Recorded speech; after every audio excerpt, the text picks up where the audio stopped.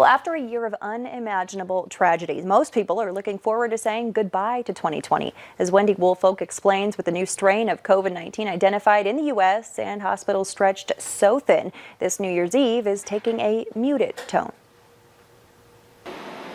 Nowhere will New Year's Eve look more different than Times Square to ring in 2021. You're going to see less people in Times Square, but we're going to be filled with more hope than ever. Only invited guests, including healthcare and essential workers and their families. They reflect those families watching at home, all those families in communities and cities, towns around our nation and across the world who have been sacrificing for their communities.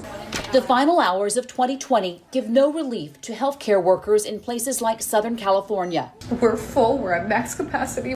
And now the arrival of a mutated strain of COVID-19 here in the U.S. It was inevitable that it would be here, so you're going to be hearing about reports from other states and more cases in the states that have already reported.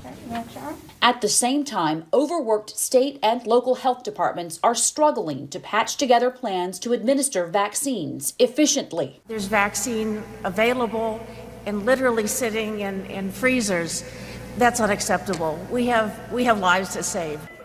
With the painful loss of more than 343,000 Americans in 2020, there is still hope. It's the hope that as we say goodbye to 2020, we could say hello to 2021. Happy New Year! From coast to coast, a muted celebration of patience and perseverance for the new year ahead.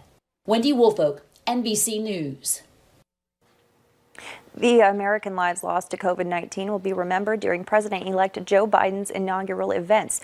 The Presidential Inaugural Committee announced a January 19th memorial to be held in locations across the country. More than 340,000 Americans have died from COVID since the pandemic began. The committee is inviting cities and towns around the country to illuminate buildings and ring church bells at 4:30 Central Time in what it's calling a national moment of unity and remembrance. Later on Valley News Live at 6, the minimum wage rising across half the country tomorrow, including in Minnesota, but we'll tell you why many are disappointed next.